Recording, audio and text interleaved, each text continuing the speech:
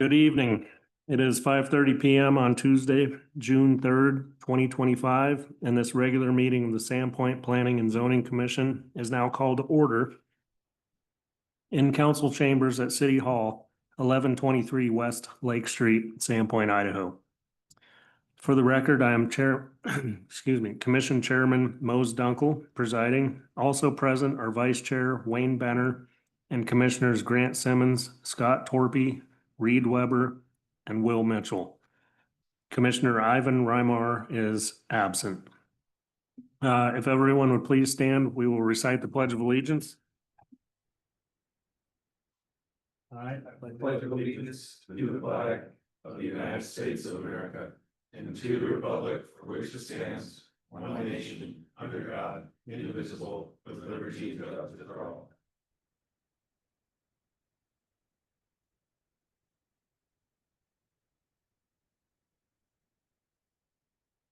Okay, I have one quick announcement. During tonight's meeting, under matters and general comments from the public, we will not be accepting comments regarding the Farm and Flats site plan review. This issue has already been addressed in a public hearing, which has been closed, where both written and verbal comments were received at a previous meeting. Do commissioners have any other general announcements or reports? No. No. Hearing none, we'll move on to the consent calendar. Commissioners, do you have any questions, or is there anything you wish to remove from consent? No. Hearing none, I would entertain a motion to approve the consent calendar. So moved. Second. Moved by Commissioner Benner, seconded by Commissioner Simmons. All in favor? Aye. Aye. Anyone opposed? Motion passes and the consent calendar is approved as presented. Okay, next we have matters from the public, general comments. If you would like to speak on a topic pertinent to city business that is not on the agenda, now is your opportunity to do so. If you wish to speak and haven't yet completed a sign-up form, please do so and hand it to staff. The forms are located on the table by the doors. If you're attending remotely and wish to speak on a matter that is not on the agenda, please raise your hand on Zoom at this time. Please note that the city does have a policy on public meeting decorum. The rules are posted just outside the chamber's entrance doors. In summary, I would ask that everyone please be pleasant and respectful, not make derogatory statements about others, including city staff, not be disorderly or disruptive. No name calling, no calling out, no clapping or holding up of signs, etc. The commission cannot take testimony on any specific planning or land use related matter outside of an official public hearing. For the public hearing on tonight's agenda, please hold that testimony until after the hearing is open. Comment and testimony opportunities during the meeting are for comments only, no questions or debate. You may contact the mayor or staff during regular business hours if you have any questions or concerns. When it is your turn to speak, please state your name and whether you reside in the city of Sandpoint. Each speaker will have up to 3 minutes. Madam Clerk, has anyone signed up to speak during the general comment period or raise their hand on Zoom? Yes, Mr. Chair, we have Pam Duquette. Is this a period that you would like to speak? It's not something on the agenda, the code changed, so should I wait? You should wait. Okay. Thank you. Anybody else? We also had Christine Kester sign up, but that's also about code changes. Anybody here to speak on matters not on the agenda? Is there a hand raised there, maybe? No? Okay, we're gonna move on. Anybody on Zoom? No, Mr. Chair, none at this time. Okay. We have no old business, so we'll move on to new business. A discussion on types of residential development allowed in the commercial A zone. I will now yield the floor to City Planner Bill Dean. Good evening, Chair, Commission. Thanks so much for being here. For the record, Bill Dean, City Planner. Just to be clear, tonight we're not talking about any particular proposed code change. The Commission had asked for an agenda item where we could just pull the commercial A zoning standards up on the screen, talk about it, specifically what types of housing is allowed under the commercial A. And it was really intended to be a very informal discussion. This is not a staff proposal being brought forward or a commission-led proposal to change anything. That doesn't mean that in the context of our discussion tonight, we can't hear from you things that we might want to take a look at for future amendments. But our work plan right now doesn't include a lot of work on commercial A outside the council-directed objectives of looking at historic preservation and all that might encompass. So just want to be really clear that there's nothing that we have tonight that shows a red line of the ordinance. So Chair, with that, what I was hoping to do this evening is just again, try to make this as informal as possible so we can just have a nice conversation about answer your questions. The entire point is to gain a better, deeper understanding of what the commercial A zone district says, so that we can ask ourselves, and you can ask us to begin to look at ways we might want to change that at some point down the road. And to do that, what I've done is I've put into a PDF a map of the zone district itself, and some annotations and some highlights around specifically the pieces that help us understand how housing is looked at. Say, for example, when an application comes across our desks, what do we look at in the commercial? How do we assess that? So that's how I've organized it. Does that sound like a good way for us to get through the evening on that, Chair? Does that sound about right? Yeah, Okay. yeah, I think that's what we wanted to talk about, so. Okay. Yeah, and in terms of making it productive for members of the community that showed up, which I'm grateful for, how do you want me to just kind of walk through what I was intending to do is just put the ordinance up and walk through it and just engage in questions and answers with you. It's up to you how you want to have the public participate in that. We could do that up front. We could do it throughout, or. How about you do your presentation? We'll let the public speak and then we can have a discussion and then, Get into a back and forth and yeah, I mean, we can be a little lenient with the public being able to speak Yeah. maybe more than once, as long as we can get out of here before midnight. Yeah, and this, again, the whole point of tonight is to increase our understanding. So this is an educational meeting, so it may eventually lead to some things, but tonight is intended to kind of whet our appetites on what the ordinance says, and then be critical of it and look at it and go from there. So Jason is gonna be running this PDF, if you could put it up on the screen. And for those who aren't familiar with zoning, I'll wait till it gets up. Do we need to plug that in? No, No? am I sharing here? There we go. There we go.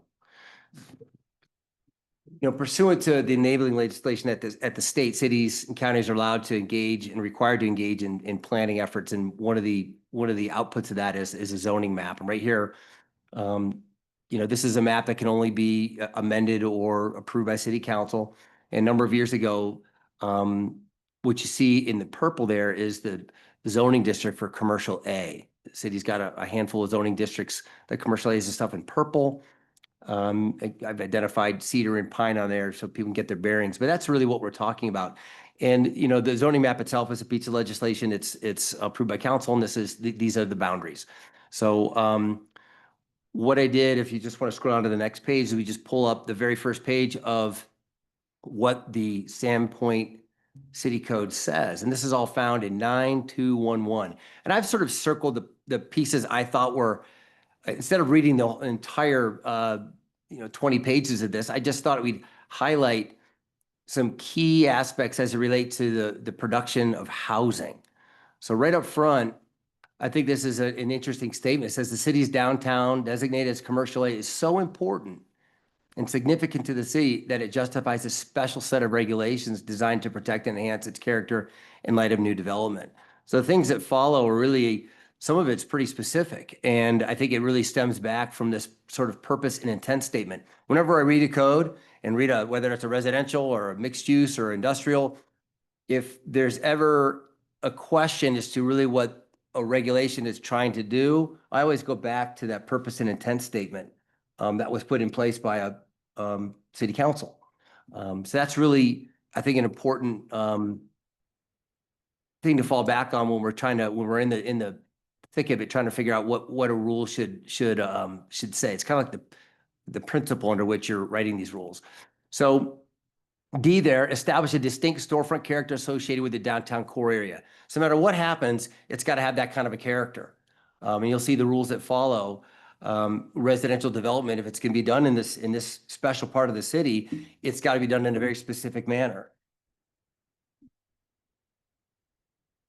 And so one of the ways that's done is establishing that it's got to be above the ground floor. And if it's not, there's very specific rules as to how it can be on the ground floor. It's usually behind a storefront. So that's key to understanding what the intent is for residential development in the city's core.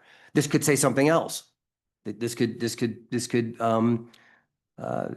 say that we want to have ground level of a certain character, for example. What we see, the built environment, is simply a reflection of what this says. And if we don't like what we see in terms of the built environment, it's because something's wrong with what's written in the code. So if we don't like what we see on the ground, then we should really change the code, because all a staff member can ever do is look at the application and apply these adopted laws to it. So let's go on down. There's additional pieces here. What a little too. Let's go to table 1. Can you scroll right there? So, all right, table 1. This is one thing that zoning does. It establishes what you can do on a piece of property and what you cannot do on a piece of property. And what you see in the commercial A district is going to be different from what you see in the residential single family, different from what you see in industrial zone district. These are the allowable land uses. This is what the community has gotten together and said, this is what we'd like to see. There's 3 different flavors of commercial, A, B, and C. Some of the stuff you can see, it's principally permitted where it says yes, or it's restricted, or it's just not allowed by virtue of not being on the list at all. So scrolling through this table, and again, tonight I was preparing to have a conversation about residential development. You can see as we get through this table down on the next page, there's a category for for residential development, what's allowed and what's not. You can see here that detached single-family residences are not allowed in any commercial zoning district. We may have some that existed that predated the zoning. After all, some of these houses have been here for 100 years, but the zoning was applied, could have been 20 years ago or maybe sooner. So that's a part of the way zoning works, is you have these non-conforming uses that exist that predated when the zoning was adopted. And there's a set of rules of how you can address non-conforming uses. But for the purposes of understanding how the city's carved up, residential uses, even duplexes are restricted. It says restrict. I circled the number 6 there. There are notes to this table down below that tell us what that restriction means. And that particular note 6 says, well, you could do a 2-family, duplexes, but only if you're going through this complicated planned unit development process. It's a very special land use permit where rules can be relaxed in exchange for public benefits. So scrolling back up a little bit, Jason, let's just finish off what's allowed here. So this is, I really want the community to understand what this table says is allowed to occur in commercial A. You can do dwellings within a commercial or other non-residential structure, accessory dwellings which existed on an the effective date of the ordinance. Multifamily residential is restricted. Bed and breakfast and residential care facilities. That's really it. That's if residential development, new residential development's going to occur downtown, it's got to be this brand. The rest of the ordinance speaks to how those structures have to be organized on a particular lot. Setbacks, height, design standards, things like that. This table establishes what's allowed, and it's a very short table. So that note number 1 is pretty interesting. It says residential uses are permitted on upper stories above ground floor non-residential use, on ground floors behind storefront space, or integrated into a mixed-use structure where design is consistent with a storefront character. So you can see there's some interpretation that has to be brought to bear on some of this. But by and large, what that means is you're going to be on upper floors, you're going to be behind a commercial storefront. That's what that means. So let's scroll down. First of all, is there any questions on that? Is that relatively clear in terms of an understanding of what it says? I have a question. Commissioner Mitchell. Yeah, so like with the residential being on the first floor, I mean, I've seen some developments in other places where you might have a commercial space on the street front that includes a loft that could be habitable. Is this the kind of thing you're talking about in that footnote? Well, I believe it's not necessarily what I'm talking about, it's what the footnote says, and I think that that's a good example. Ground floor commercial space could be any number of things, and having some kind of a residential use either right behind that or above it would be permissible. Sometimes there was a time when that was called like a live work type of an arrangement, right? I think that term is sort of out of vogue now, but I know 15 or so years ago that was the live work was sort of a term used to describe that, but that's basically what that means. All right, let's scroll down. Now we're starting to talk a little bit about, how development has to perform. What zoning does is zoning is aspirational. It talks about what the development should look like on a site, and these are the standards that help us get there. They go a certain distance, but they don't go all. It's not a design handbook. Architects still have a lot of flexibility, and property owners have a lot of flexibility in figuring out exactly how a building will look. Your zoning, you're trying to balance what a reasonable set of regulations are, so you don't unduly restrict the private property rights, but you're also trying to better further the implementation of your comp plan that says that the downtown's a special place and it needs to stay that way. So what's interesting here is that the maximum front setback is 0 feet. In other words, you have to build on the front property line. You have to build on that property line. That gives you that downtown character. If you walk down, any of the streets downtown, the built environment is characterized by buildings right there at the sidewalk. That is a downtown environment. You take a look at a shopping mall, which is the same land use, shopping, eating, entertainment, and that's a building surrounded by a giant parking lot, right? Where the building is set back several hundred feet from the sidewalk. Same land use, different rule establishing completely different urban form. Does that make sense? Because these rules have effects. And the effect is you're going to have buildings at the sidewalk. Now, you're allowed in Sandpoint to go 10 feet back as long as you have civic space. And that's very well defined in the code as a place that's intended for the patrons of that business or restaurant to be able to congregate in front. And it's used as a sort of an open area that contributes toward that interface with the store and the sidewalk. But otherwise, if you're going to develop in Sandpoint's downtown, you're going to be building right at the property line, and that's required. So, okay. Now, I've identified 3 buffers in this code. That's my word, buffer. If you want to scroll down just a smidge, thank you. So in the commercial A, in terms of buffering, like one building or land use next to another, there's really 3 standards that I've picked up on that we'll walk through all 3 of them. Well, let's just read it.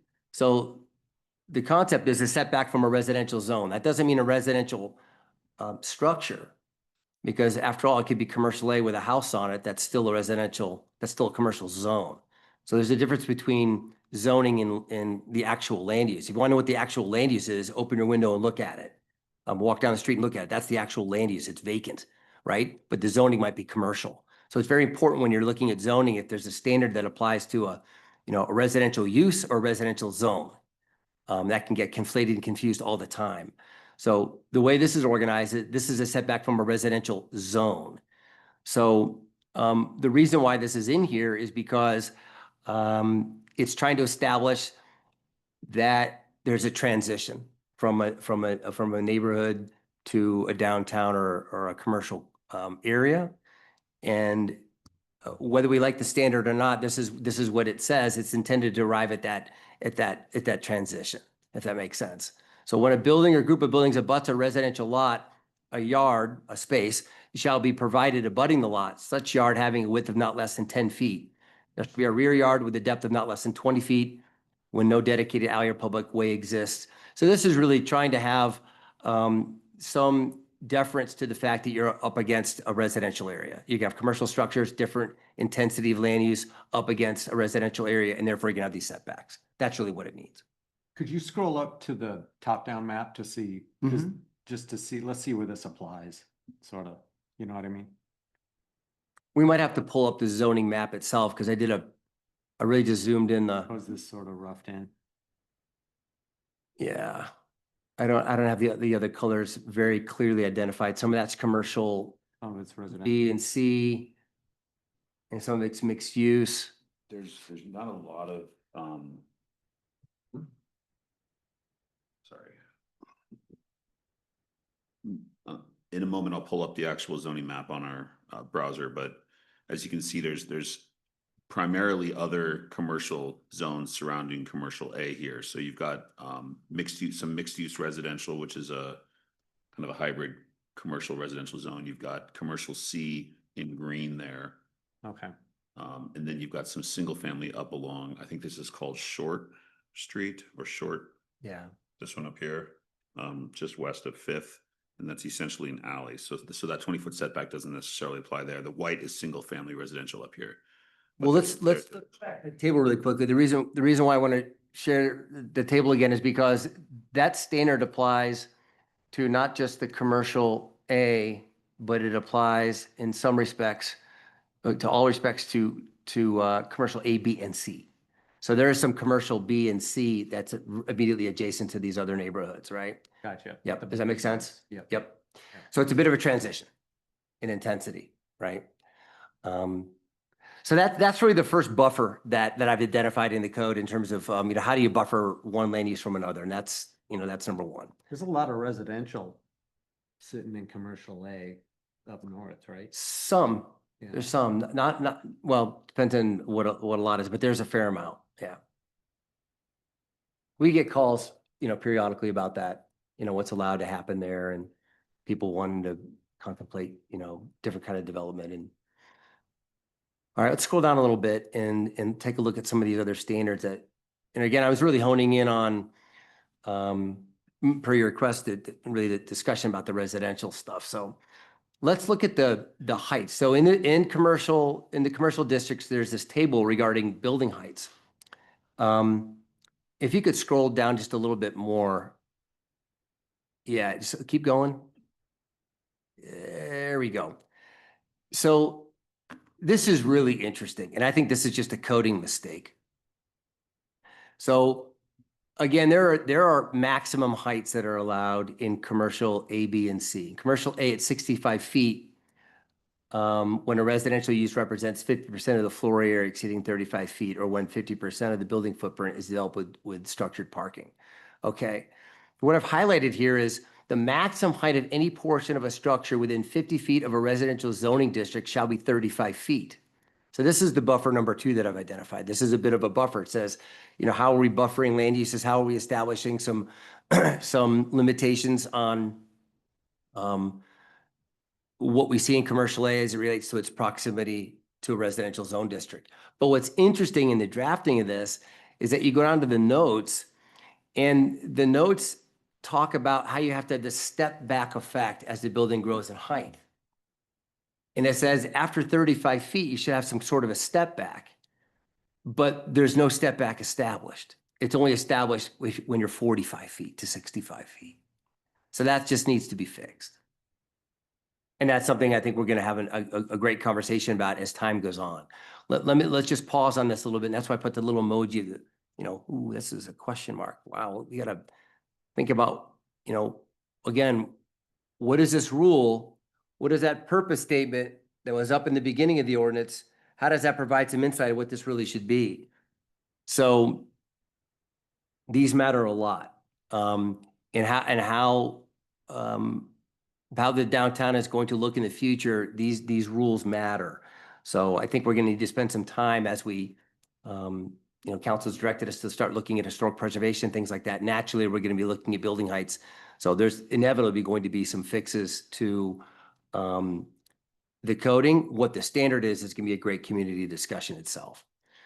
So, but that I thought this was an interesting one. We've got, this is buffers 2 and 3. You've got to be a certain height away from a residential zone district, and then this relational concept that you've got to, the height of the building has to be stepped back in order to go up higher. The taller floors can be stepped back from the setback and go higher, but it's not worded very well. Are you understanding the concept that's laid out there? Is that making sense? So you can see how a building that would come to us that's proposed to be a certain height, these are the rules by which we have to evaluate it. Not the rules that we may want to have, but the rules that are actually written. And so this is, I think, an interesting omission in the code. There's just no standard for buildings between 35 and 45 feet in height in terms of what they're required to do. So let's scroll down a little bit. Okay, so wait a second. We've gone already like halfway through this ordinance, and wait, how many units can I build in my commercial A on my, my property? What on my lot? What can I do on my lot? How many units can I put on my lot?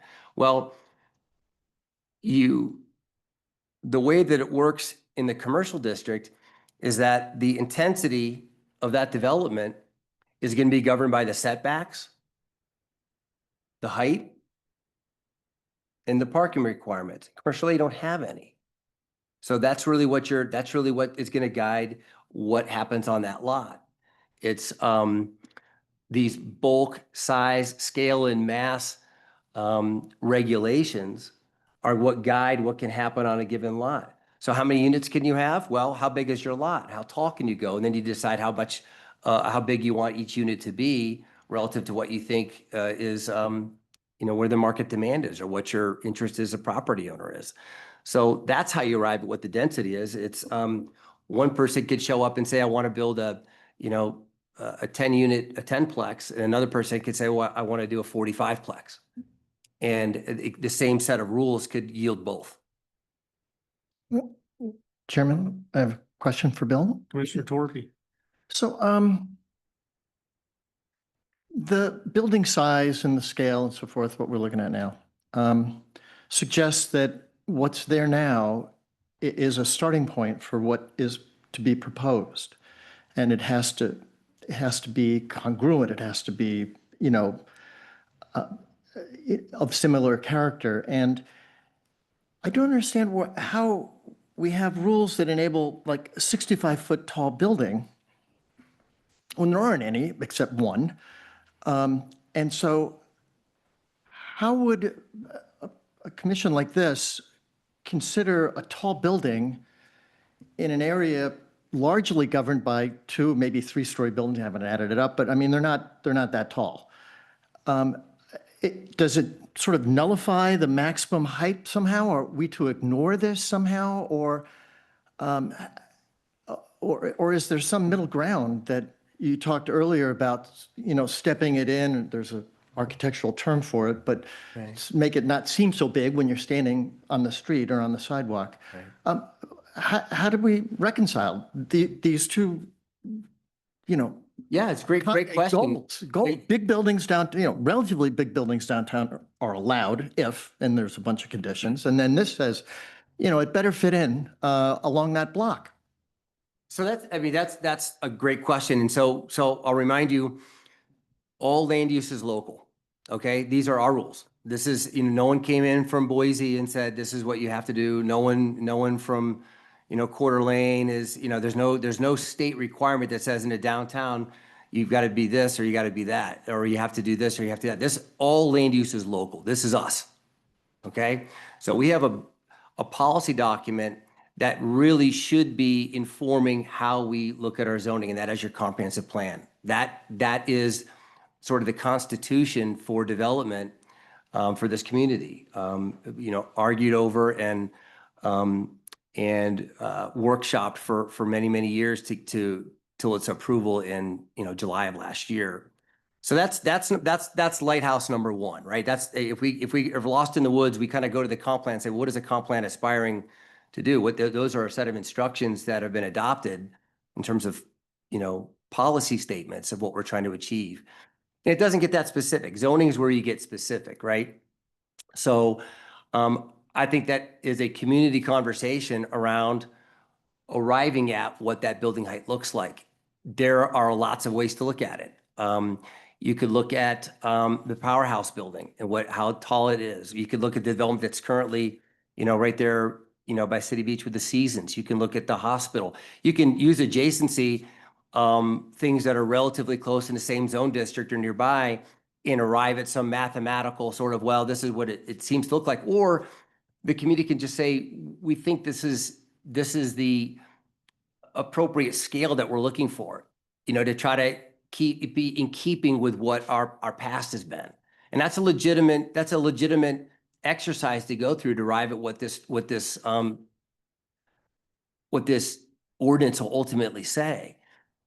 It's also important to understand the economics of development a little bit when you go into deciding how you're going to, enable or curtail property owners from doing things on their sites. Some sites are expensive to develop on. They're going to, and by nature, those property owners are going to be interested in more lax rules, more allowance to do things. So the short answer is we have to sit down as a community and figure it out. What's appropriate, and we might have to do some massing studies. We might have to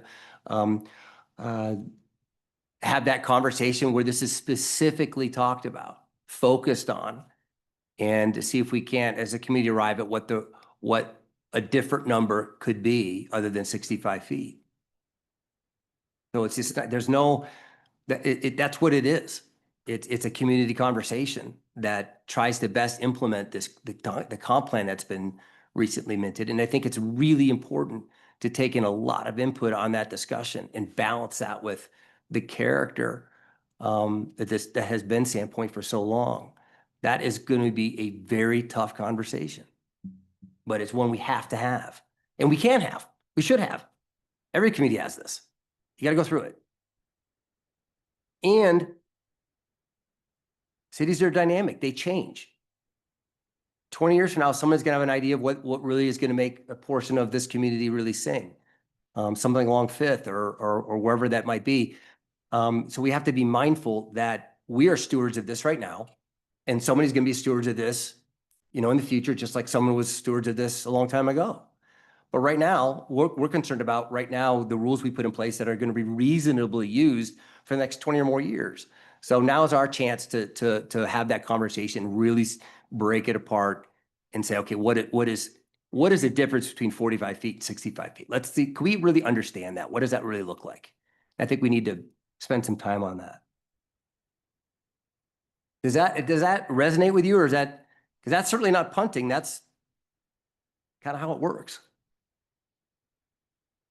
Well, my thought is that from what I've heard and what I gather is that that the vision and the comp plan, and as stated in the intent of this section of our code, is that the past shall be the future. I mean, there needs to be this harmony between the past and what we're about to do. Right. And that's okay.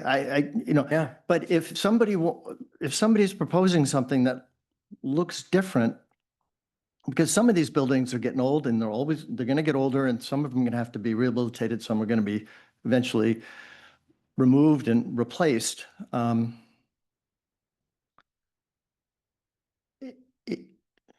we limiting what we allow in that new construction or rehabilitation in a manner that doesn't fit the future needs of the community? I think it's such a great question, and I think we can have our cake and eat it too. I think we just need to be very deliberate about what it is that we do. And there's a tool that's used in city planning that enables us to say, okay, here are the rules for a particular zone district, but we want a little different flavor for a portion of it. We don't want to necessarily rezone it to something else, but we want to overlay on top of commercial A a set of additional rules for a certain part of commercial A. It's called an overlay district. It's used all the time. A city might use it along a freeway to say, this is a freeway. We don't want to have this thing proliferate with too many blinky twinky signs, and they'll have an overlay to deal with signage, for example, or building size. Along the freeway corridor, we want to have things set back even further. There's an overlay district as a way to have an additional set of regulations apply to a subset of a zone. Does that make sense? And so when I think about the size of the commercial A district, this is a enormous commercial district. It's huge. I mean, Sandpoint's 10,000 population, this thing is enormous. So we should be looking at tools that may allow us to put a little specificity here and a little specificity there, as opposed to everything as under the same set of rules. So I really want to explore that with the commission, because maybe there's some areas where this is more palatable and tolerable. And maybe there's some areas that are hollowed ground that are not. That's when I think of the historic overlay and the assignment that's been handed to us to, you know, me, Jason, Jack, you, all of us together, the community, we should be exploring some of these tools we can use. And the overlay district may be very helpful for us to have our cake and eat it too, to say, well, maybe part of commercial A is okay to go higher. And maybe some of this should stay at a more historically accurate building height. Does that make sense? That's a tool I want to leave with you. And you can go ahead and Google it. Just Google overlay district. I encourage anybody to. It's a great tool. But we need to decide where, if first of all, we want to do that, and then where it would apply, and then what those rules would be. We're going to fill that overlay with what rules make sense, right? Just like you would do this for, you can do this with any zone district. It's just a very simple urban planning tool that can be very powerful. So I just pulled up our zoning map here for the public and for the commission. If you're not familiar with it, Bill mentioned the size of our commercial A district. It's everything you see in purple here. It encompasses all of the seasons of Sandpoint, all of City Beach, the powerhouse area, the gas stations along Superior there, and then what we consider downtown core, which would be Pine Street north to Larch Street, basically, with the bulk of that falling south of Alder. The surrounding districts, you've got green is that mixed-use residential. That's where you might see some ground floor commercial space, but also residential. White is single family, blue is multifamily. I think a lot of people don't realize that about 2/3 of the residential neighborhoods in Sandpoint are zoned multifamily, including the bulk of what we would consider central Sandpoint here. Then you've got commercial B and C in orange and green. So you think of the Highway 2 corridor, all the way through town is zoned commercial until it leaves town up near Ponderay. So we've got that commercial corridor coming from Division all the way up to Larch and north through city limits there. Then around the airport, of course, is all of our industrial zones. That's where you're going to see the more the warehouses, the airplane hangars, the manufacturing facilities, and so on. And just in case anybody's wondering, we've got this is speaking of an overlay. Bill's describing an overlay zone. We have an overlay zone in Sandpoint laying over the airport. There are special zoning regulations that apply within that. It's hard to see here, but it's a very large rectangle running kind of southwest to northeast here. That's the runway protection zone, the airport overlay zone, where there are special regulations governing what development can look like within that zone. Of course, governed by the FAA, and there's a whole chapter of our comprehensive plan about the airport overlay zone. yeah, so it's a tool I encourage us to explore and use, and you know, in the end, we may discard it and say it's not for us. But I think it may be helpful so that we could enable what, you know, some might see as a benefit to the community to have additional buildings of a certain size in a portion of commercial A, but a certain portion of commercial A might be, you know, hands off to that type of thing and more restrictive, just because we're trying to protect and enhance the sense of where we've been in the past. So, like I was mentioning, you know, how many houses can I build on my lot? Well, there's all of these restrictions and limitations about how much development can occur, and then what does it look like? there are some guidelines, these are 6 of them outlined that say this is what buildings should have in terms of, as a designer looks at their site, or as a property owner looks at their site. These are the constituent parts of a first cut at some design guidance to how a building should look in this commercial A setting.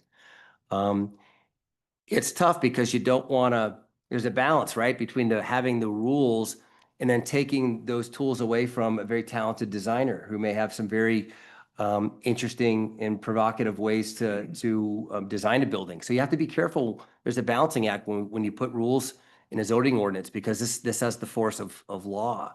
You can't, if it says you've got to have a facade greater than 50% length shall incorporate recesses, well, guess what? A facade greater than 50 feet has got to have recesses in it. An architect might say, but you're killing me, the idea here. I'm trying to bring such and such a type of building. So you've got to, there's a balancing act that has to go into this. And that's why zoning always should be done after thorough engagement and public hearings. That's how it's done. That's how you create it. And I'm sure this is exactly how this was put in place, that there would have been multiple hearings and opportunities to participate before this was enacted into law. So let's scroll on a little bit further. Let's see what else I've highlighted here. There might not have been much more highlighted. These are some specific standards if you're going to exceed 15,000 feet. Just additional treatments on the terms of the building design and what can be expected, of the designers that are looking at this. And let's scroll down. We could talk about any one of these things we can highlight, but. And just for the public again, that 15,000 square foot is the footprint of the building. This is what triggers the conditional use permit. The hotel at City Beach was around 25,000 square feet, which is why that came to this body for a CUP. Previous downtown developments such as the Sandpoint Center, the Umpqua Bank building, that's a large building footprint that required a CUP 20 years ago. Any building smaller than that would only go through the typical administrative site plan review. But through that site plan review process, Bill and our planning staff are, reviewing applications for consistency with these ordinances. The only difference is it's not coming to the planning commission through That's that right. conditional use permit process due to the fact that it's a smaller building footprint, thus deemed to be of less. So let's just take a sidebar there for just a second in terms, because Jason kind of sprinkled in a little bit of processing along with of what the zoning is intended to yield an outcome. Okay, that's what these rules are intended to do. They're intended to yield an outcome. This community said, this is what we want. So do this and you get your permit. Outcome oriented. The process to get that permit also is in your zoning ordinance in another section, the administrative section of your zoning ordinance. How do we administer this complicated set of rules in terms of permitting? So permitting takes different flavors. There's things that are, the code establishes can be done by staff at the staff level. Someone comes in for a sign permit. Someone's doing a single family home on a single lot. Those are administratively issued at City Hall. Then there's a threshold above that need to have a site plan review permit where we notice the neighbors and we make findings and notice, we do a notice of the application, a notice of the approval, and there's an appeal that's allowed if somebody's aggrieved by the decision, and that can appeal it up to planning commission. The code also establishes when a permit has to go to planning commission, and it also establishes when it has to go to city council. Now, again, all land use is local. No one told us those were the thresholds and which permit goes.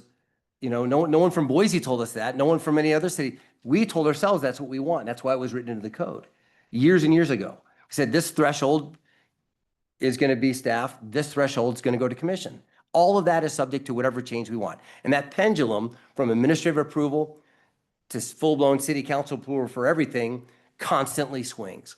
You're in a recession, councils are interested in making sure we can move the commerce along, staff can work on processing and kind of cut out some red tape. Sure, how about we do more administrative approvals?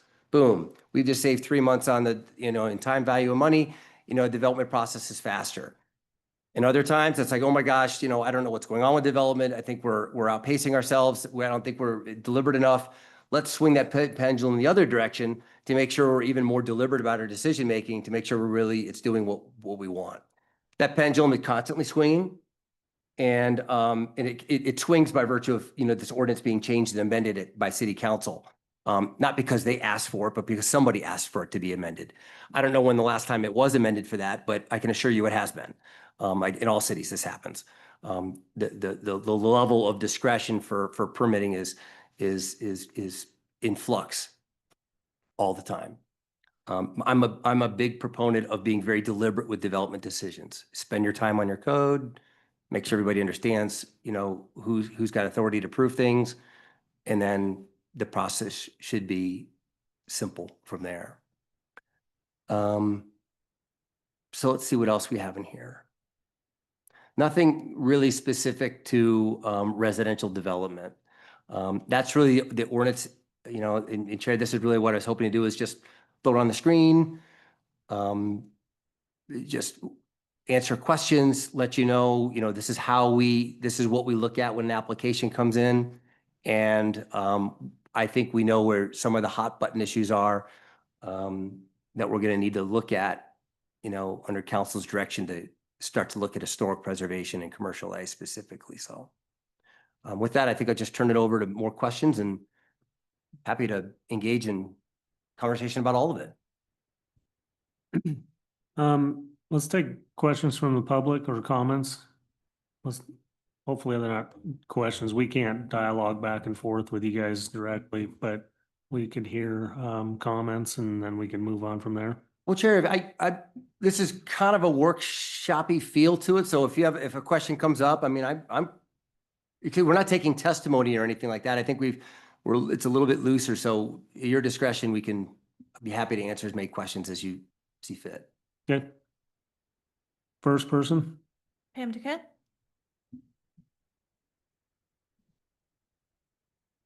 Hi. My name is Pam Duquette, and I'm a city resident. I don't know how formal I need to be. I want to begin by sharing that I am speaking this evening as a resident of Sandpoint, not a city council member. I want to thank staff for the beginning of this important, long overdue discussion. Thank you. And I want to thank all of you for your service. I know it's voluntary. We appreciate you. I am hoping to see in any discussion of code revision in our commercial A zone that the city addresses any and all existing trees in terms of their preservation with any development. Urban trees, as we know, help filter stormwater, rid the air of pollutants, reduce urban heat island effects, absorb carbon dioxide while releasing oxygen, reduce noise pollution from traffic, offer shade, and provide habitat for animals. And that's just their environmental benefits. They also have health and well-being benefits, as well as economic and property value benefits. I won't go through them. I'm sure you're aware. I am sure that as a tree city, these benefits are important to us.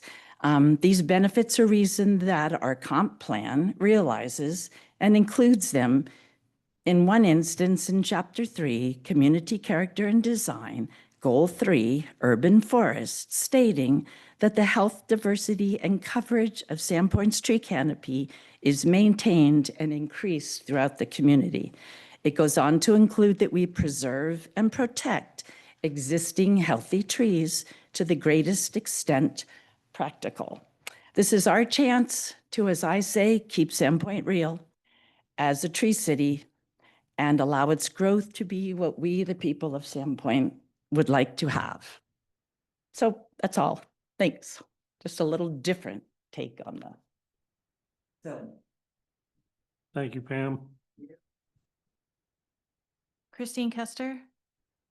And Chairman, I do have a timer going. I'm having a little bit of technical difficulties, but I figured if we're just doing kind of a loose workshop, then Yeah, we can we'll just be all right. speak. Hi, I'm Good Christine Kester, resident of City of Sandpoint. I took a look at the zoning code the other day, and one of the things I would like to see, especially from the what happened with the Farm and Flats building. I guess we're not supposed to call it that anymore, but, And ma'am, I am just gonna make no reference at all to Farm and Flats. okay. Thank you. So what I'd like to see in the future as changes to the zoning code would be, especially in commercial A and actually B and C, is that there are setbacks in the alleys behind all the buildings, mainly enough setback for parking spots. Because now there's no parking available for on the streets. So if there's any kind of new building that comes up, I believe that we should have the setback in the alley for ADA parking, deliveries, even trash, dumpsters, things like that. So I really believe that that should be something that's amended in the code to, 12 feet from the end of the actual, if an alley's 16 feet, then another 12 feet for behind the building for some kind of parking, deliveries and things like that. I really think that's important for the commercial A. And then also, I believe that there should be some parking requirements for residential dwellings that maybe like we put a limit on it, like anything more than 6 dwellings. There should be some kind of off-street parking provided for those folks. And I really believe that that needs to be put in just because we really don't have any place for people to park in this town. But I do think that even just having a little bit of buffer in the alley for all the kinds of stuff that happens, delivery trucks, if you need somebody, like even employees might need to park behind a building. I think it's really important that that gets put in the code somewhere. I guess that's it for now. Thanks. Thank you. Mr. Chair, I have no one else that signed up. Is there anybody else in the audience who has not signed up who would like to speak on this topic? You can speak, and then afterwards, would you fill out a form? All right. Hi, I'm Kristen Steichen. I live in Ponderay, about 2 miles from downtown Sandpoint. And thank you for everybody's time tonight. So I wanted to point out that context really matters, and having how tall a building isn't necessarily a mandate to do that. It's an option. So you have to take a look at all of the impact as it stacks up over the years. So there are many cases where the city has been sued for sewer infrastructure failure, and that has widespread, very detrimental health effects, as you can imagine.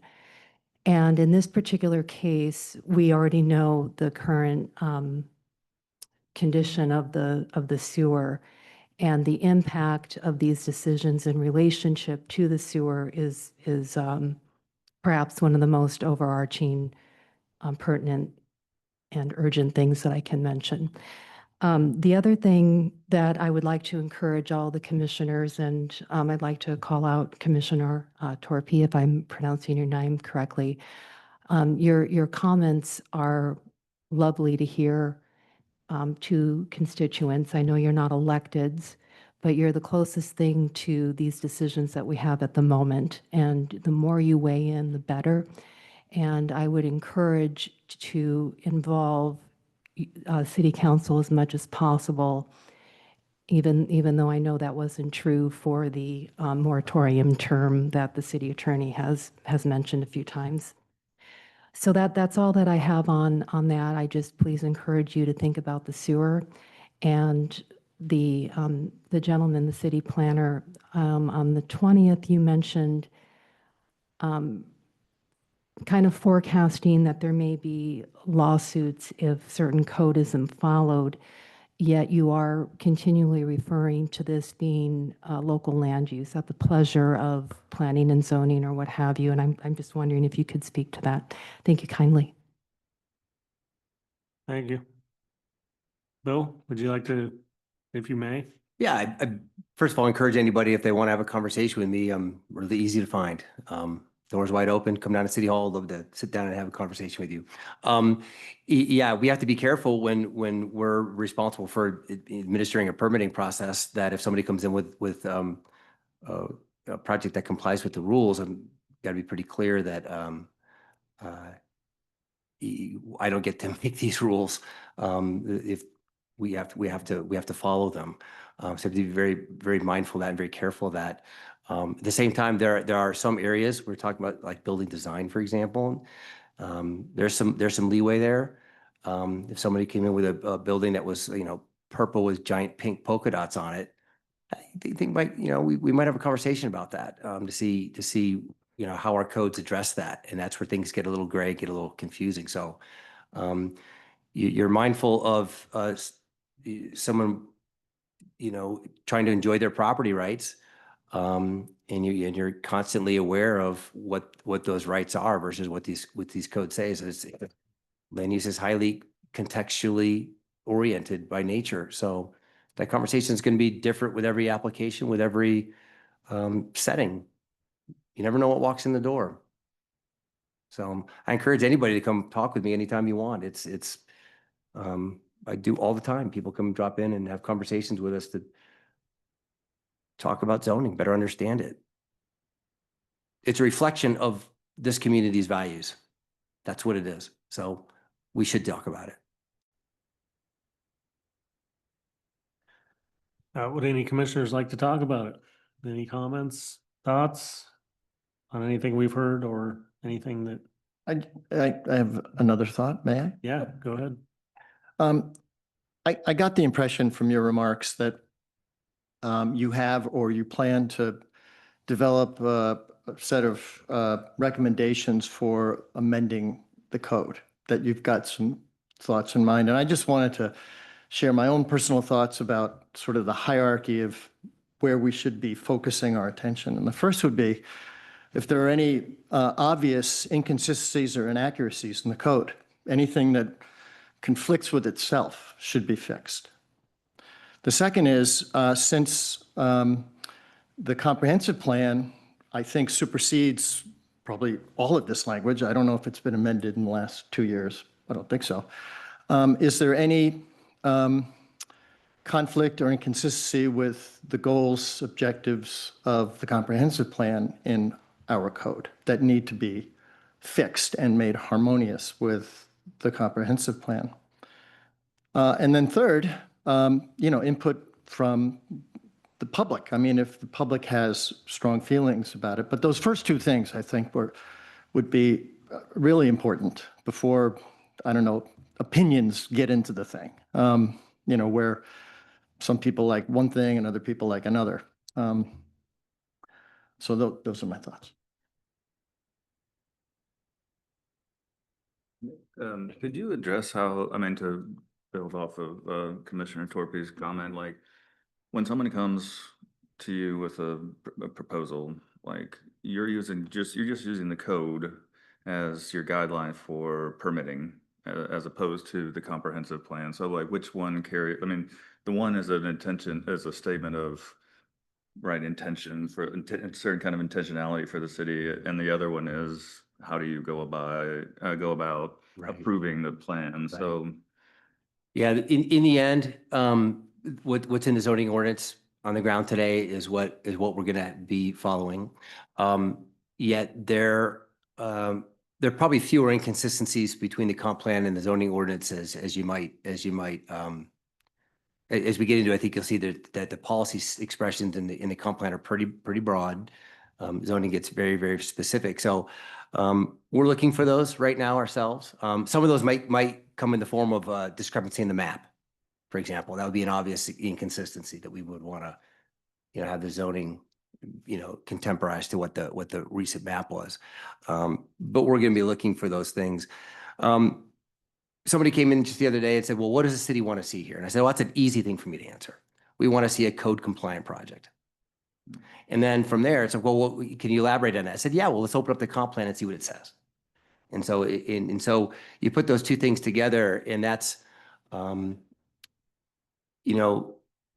with such a wide open question, that's sort of the wide open answer we have to give. And then What happens inevitably is, someone's idea will be refined a little bit. They'll come in and say, well, this is kind of what I'm thinking. Can you tell me how this fits, with the code?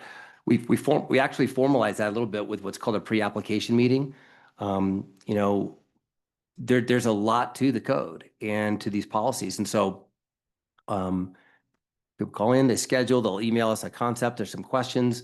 We'll gather, Jason and myself and city engineer, Katie, our assistant planner, will join us. We'll all get together and say, well, what kind of questions do you have? What are you trying to achieve here? What is it you're looking at? And we'll provide guidance on whether or not they're code compliant, or if they are, what does the comp plan say in terms of how that might be improved? So that's a conversation we're having all the time. But in the end, it's what does the code say? That's in the end, we have to follow that. Can I just, so if somebody comes in and says, here's, okay, you say, what does the comp plan say? And they're Right. like, well, I don't care what the comp plan says. Am I code compliant? Like, what do you have to do? Well, in the end, like I said, it's code compliant, and you're not really, I don't think there's that many, I haven't seen, stark inconsistencies, like I said, aside from some mapping things that need to be addressed. The code has got so many rules in it, so many very specific requirements. Garages setback, 3 feet or 1 foot or 10 feet or 15 feet. If you're in this zone or that zone, it's so specific. And then the comp plan have a statement of wanting to preserve the quality of an older neighborhood.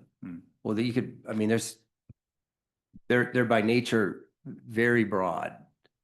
So that doesn't come up that often, to be honest with you, where there's such an incongruence between your comp plan and a code compliant project where we have that conversation. It's really about the code compliance. That's where I really think we should, where the comp plan is really going to help us is when we're talking about downtown, right? And we want to write a rule, and we're going to pull up building heights. We're going to pull up setbacks. We're going to pull up building materials. Some cities will have a thou shall not stucco over your brick building ordinance, right? Same kind of thing. What is that version for us? Right? So we're going to get really specific. This is not, there will not be very much left to guess. We will get specific. Is it 38 feet or is it 35? We're going to get specific. Sorry, not to monopolize. No, that's great. This is tend to be a. We're gonna go home after a late time last one. But I'd like to speak to Commissioner or Councilwoman Duquette's comment, like that new, well, if you have a project downtown on Pine Street, theoretically, on Pine Street, like next to the Forge or something, and there's beautiful trees Right. that are, 6 feet from the sidewalk or 3 feet in from the sidewalk. Right, currently the code says you have to build straight to the sidewalk, right? So you're gonna lose those trees. Which seems like, it does seem like a shame. It changes the character of the street, and it changes, like, yeah, maybe now you have the street front that's nice, right? Like First Ave. Oh, that's a great example of And I mean, conflicting priorities, right? It's such a great example. How do you rectify that? right. So we have to go through this process with examples like that in mind. And that's what we're going to have to do, is talk about that. Say, okay, managing trees is best done outside of your zoning ordinance in terms of what, you want to have a tree inventory. You want to have established protocols for, clearly delineating a city tree versus a private property tree. Regulating private property trees is a bit of a different animal than regulating a city tree in the right of way, for example. Different permit requirements, different standards, different, all kinds of things go into that. And I encourage us to put as much of that into a management sort of context outside of zoning. Zoning can point to it, say you have to comply with such and such rules, but you don't want to necessarily cloud your zoning ordinance with tree standards for private property. But that example of something on a street, you would have to do your best even at the end of our work. Let's just fast forward and wow, we have a new commercial A zone district. And we couldn't, square that circle. So what would happen? A development application comes in, and you're going to try to do the best you can with preserving that tree through trimming it. If the branches were going to clearly, be in the way of the 0-foot setback, you're going to want to talk with our urban forester and see what can be done that way. You do the best you can. If you can't arrive at a rule that establishes what has to happen. And in that case, there's a variance available to change that. Yeah, good point. So variances are really about the land itself. And a tree could be an example. There's very few that would work in a variance context where you would waiver from a standard. It's really about the lot. It's not about the development proposal itself. It's about the property itself. What is unique about the property such that the rules are going to prohibit the enjoyment of a private property right? It's about the lot itself. Rock outcropping on the lot is infringing on my ability to do, this, code compliant development. I need a variance from the standard. Variances are used, unfortunately, all the time just to waive a standard. Oh, I don't like the setback, so let me do, 5-foot setback instead of 10. Well, there's nothing about the property that's unique that suggests you should have a 5-foot setback if the rule is 10. But it gets used across the country, unfortunately, instead of going through the more arduous and appropriate process, which is to change the rules. Again, if we don't like our rules, let's change them.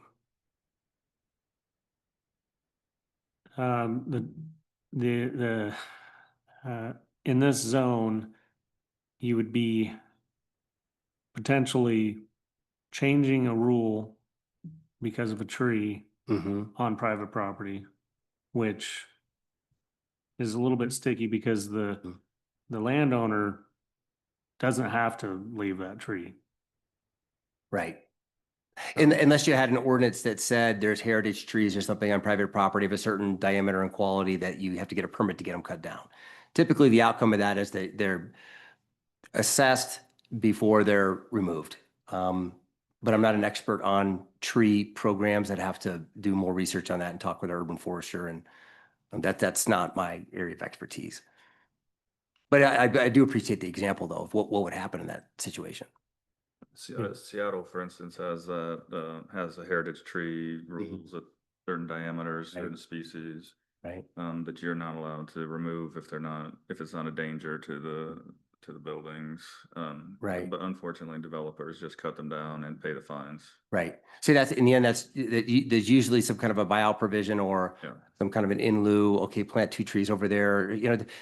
Again, we'd have to do some research, and if this community needs us to, of course, we'll do that to figure out what would be an appropriate tree protection approach. And most of it, I'm going to argue, is going to reside outside of your zoning ordinance, but that doesn't mean the zoning ordinance doesn't refer to it and as part of the development process. But yeah, one topic that has come up, so this has been discussed pretty extensively in the Urban Forest Commission, and I can speak to that because I'm on that commission. The heritage tree topic is a little more difficult than just we're going to call certain trees, a heritage tree, because the definition of a heritage tree is it can get too specific when there's so many different variants of trees and size and location and site specific stuff as well. So we've ran into that problem of how we be really good at trying to do better in that scenario, but also the fact that since it is on private property, some developers or property owners are just they're gonna fight it, and they're gonna choose the way to not leave the tree unless there's some incentive for them to leave the tree, which would be right, some sort of way to incentivize them to, they would gain something, like giving up parking or, that's right. a different type of setback in a different part of the property, or maybe a height change. Yeah, that's exactly the trade-off that we should discuss as a community. In fact, I mean, the Heritage or the Tree Commission could help by with your first example of if there's a public tree that's its branches are going to conflict with this requirement that we have 0-foot setback development. I'd be curious to see what the best practice would be in terms of how you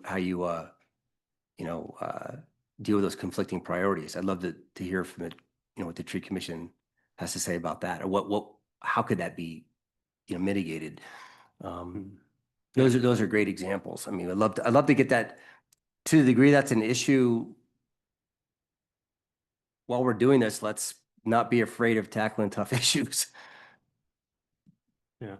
So that topic did come up at the very end of the comp plan discussion, in this commission. It was the last meeting, I believe, or it would have been the last meeting, and then that topic came up and we tabled it for another month or so. Yep. And so that topic, and this is like 2 years now, so it's been discussed for a period of time. And I think everybody involved is looking for the best possible solution for Sandpoint, to be a little bit like you said, we're in charge of it here and what makes the most sense for Sandpoint. And I think there's good people on the commission, and the city foresters really in the right place, I think. So I think there'll be something, but I think, like you just said, collaboration between planning and the the urban forestry commission would be really good, because those incentives, if they make sense, are probably the best tool we have to be able to, keep trees on private property, if that's, the route that we want to go. Love to explore it with you. That sounds right up my alley to crack that nut.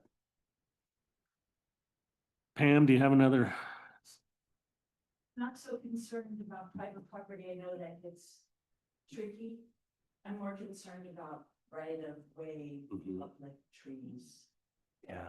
Continually are being forsaken for development, road building, things like that. I would just like something in there to say they should be protected. Yeah, I think it's a great comment. I think this is how when we open up zoning to take a look at it, this is how we improve, is by just throwing all this stuff on the table, to see what we can do. I'd love for that commission to provide some best practice ideas. In the example you brought up, I think is a great example. What is the best practice? Because the zoning map is your investment strategy. In a lot of ways, you can look at it that way. It's printed. There's not a vacant property in Sandpoint that doesn't have a zoning designation on it. That is a statement of future intent. So you have to keep that in mind as we layer on these priorities. So currently, if you want to remove a tree in city right away, you can't just take it down. You have to go through a process which takes some time, and the city forester is not allowing a tree to come down because somebody just wants to put a driveway there or they don't like the tree. There has to be extenuating circumstances from my understanding. And I think we have code that probably would outline specifically what has to happen. Not to say that some trees haven't been cut down when they didn't even ask. And I don't know what the penalties are for that, or I can't be specific on that, but I think they have to plant another tree. I think that's probably part of it. Yeah, and I know, yeah, they're harder to Place those stand trees up. on garden, right? I mean, yeah. Yeah, Never be in our lifetime, but they are now. That's all. yeah, and Just saying. I hear you. I understand. I've been around a few trees. Cut them down. I'm a tree hugger, so welcome. There, I don't know if Jason or do you have that available to look at what our policy is on that? Because I have our comp plan language on heritage trees. Would you like to hear that? yeah, and I wish Eric Bush was here because he could just, So as far as the policy, removal of any street trees has to be approved by the forester. yeah. And when removal occurs without that approval or with a permit, I could tell you just recently, we've issued a very large financial fine for a developer who took down a tree without getting a permit. I mean, I'm talking into thousands of dollars was levied as a fine. and their ability to pull future building permits was removed. So there's harsh punishments for illegal removal of street trees in the city. So. Yeah, and I know some homeowners or, you know, people that have built and they legitimately had a reason to remove a tree. It was a vacant lot that had trees, you know, all the way through it, and there wasn't really a space to put a driveway in. So they went through the process and the city said, no, you can put a driveway in this spot, not the spot that you want. And they weren't happy about it, but they had to comply. So, but I think in some circumstances, the developer could really levy hard to say, well, I just need the access for this or that. And from my experience, I don't think the city is gonna say that's a good enough reason. I think they're gonna say, you know, that tough luck, you know, that's the site, you know, that's the property, so you have to work around that. And knowing, like I said, the city forester is not open to just, you know, hey, we're gonna take down a tree just because you want the space or the access or you don't like the tree. It has to be much more than that.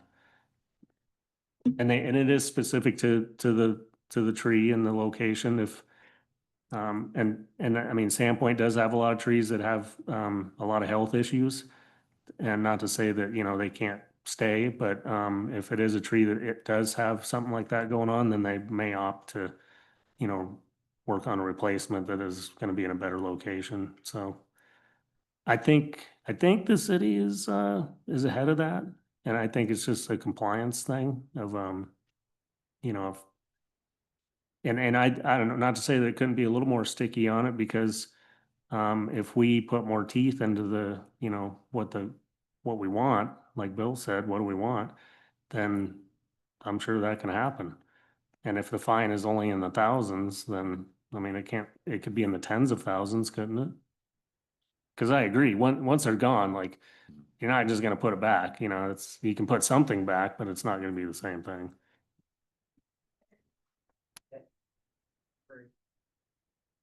Got a zero setback and there's city trees. City trees wouldn't be within would not. beyond the setback. City trees are always Yeah. gonna be in the city-owned right of way between So- the sidewalk. The sidewalk or. Yeah. Right, the private property doesn't start until you're beyond the sidewalk. It's the branches that really, Yeah. roots, branches. If a sewer line has to go in, yeah, if there's a sewer line has to go in or a water line, it's gonna, that's gonna damage, I mean, all that has to be balanced. So, and I hear the conversations all the time between our, you know, engineering folks and the city forester about that very issue.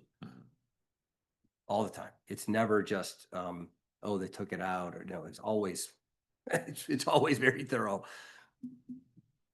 So as far as our comp plans message about heritage trees, in our land use and growth chapter, goal 2, residential neighborhoods, it does include the objective to reasonably mitigate effects of new development on existing neighborhoods, creating standards that encourage protecting heritage trees and native vegetation. So those are some standards that we can work on as we tackle those residential zoning codes. Mm-hmm. But that's not in commercial A, that's. It doesn't, I mean, it specifically mentions residential Residential, neighborhoods, yeah. That doesn't mean we can't, take a look at that in commercial A. Thank you. Got a question in the back? Do you mind coming up to the microphone? Yeah, can you step up? Yeah, the please? people watching on Zoom Don't can't be hear a shy. word you're saying, unfortunately. Maybe if you could say your name for the record. I'm Sue Jasko and I'm a resident of Sandpoint. I just wanted to say that encourage is a really weak word when you have developers that have big goals with what they want to do to their projects. So it'd be nice if their wordage was changed or the process was changed instead of encourage, have actual interventions that would be implemented. So if I may, I want to change the topic just for a second.